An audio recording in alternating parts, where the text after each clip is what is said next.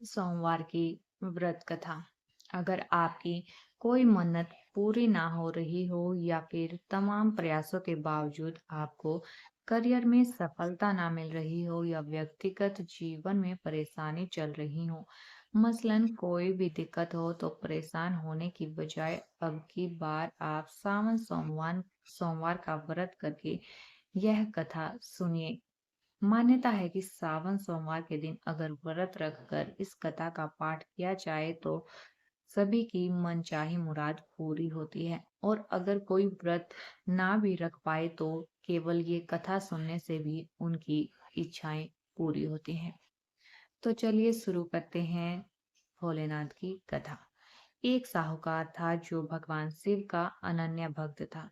उसके पास धन धान्य किसी भी चीज की कोई कमी नहीं थी, लेकिन उसकी कोई संतान नहीं थी, और वह इसी कामना को लेकर रोज शिव जी के मंदिर जाकर दीपक जलाता था।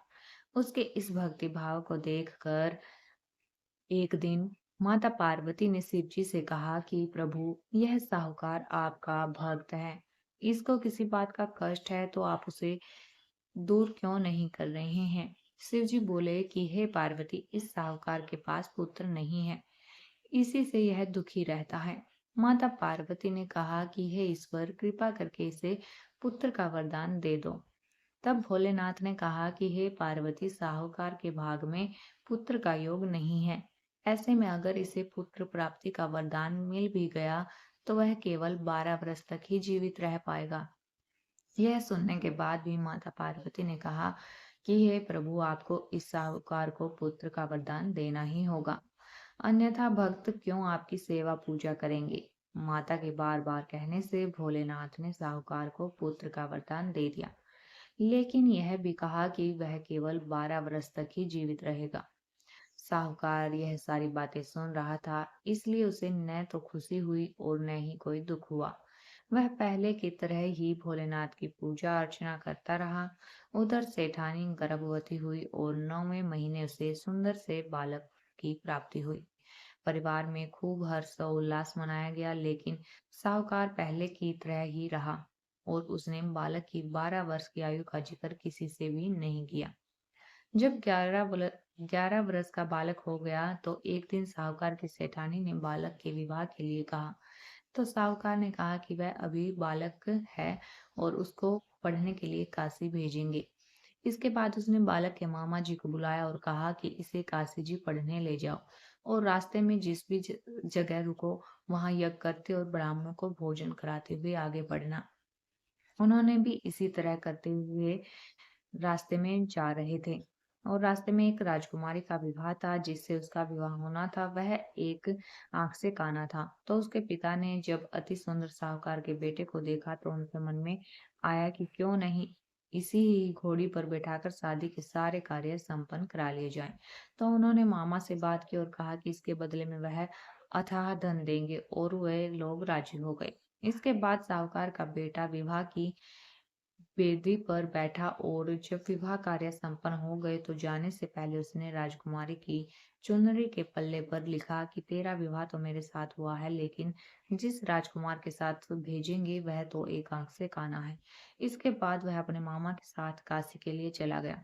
उधर जब राजकुमारी ने जब अपनी चुनरी पर यह लिखा हुआ पाया तो उसने राजकुमार के साथ जाने से इनकार कर दिया। तो राजा ने भी अपनी पुत्री को बारात के साथ विदा नहीं किया। बारात वापस लौट गई। उधर मामा और भांजे काशी जी पहुंच गए थे। एक दिन जब मामा ने यज्ञ रच रखा था और भांजा बहुत देर तक बाहर नहीं आया तो मामा ने अंदर जाकर देखा कि भांजे के तो प्राण निकल चुके थे। वह बहुत परेशान हुआ, लेकिन सोचा कि अभी रोना पीटना मचा दूंगा तो ब्राह्मण चले जाएंगे और यज्ञ का कार्य अधूरा रह जाएगा। जब यज्ञ संपन्न हुआ तो मामा ने रोना पीटना शुरू किया। उसी समय शिव पार्वती उधर से जा रहे थे। तो माता पार्वती ने शिव जी से पूछा, हे प्रभु, ये कौन रो रहा है? तभी उन्हें पता चलता है कि ये तो भोलेनाथ के आशीर्वाद से जन्मा साहूकार का पुत्र है। तब माता पार्वती ने कहा कि हे स्वामी, इसे जीवित कर दें, अन्यथा रोते रोते इसके माता पिता के प्राण निकल जाएंगे।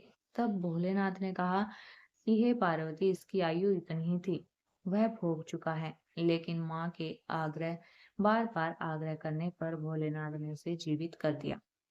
लड़का ओम नमः शिवाय करते हुए जी उठा और मामा भांजे दोनों ने ईश्वर को धन्यवाद दिया और अपने नगर की ओर लौटे। रास्ते में वही नगर पड़ा और राजकुमारी ने उन्हें पहचान लिया। तब राजा ने राजकुमारी को साहूकार के बेटे के साथ बहुत सारे धन धान्य के साथ विदा कर दिया। उधर साहूकार और उसकी पत्नी छत पर बैठे थे। उन्होंने यह प्रण ले रखा था कि उनका पुत्र सकुशल न लौटा तो वह छत से कूदकर अपने प्राण त्याग देंगे। तभी लड़के के मामा ने आकर साहूकार के बेटे और बहू के आने का समाचार सुनाया, लेकिन वे नहीं माने तो मामा ने शपथ पूर्वक कहा।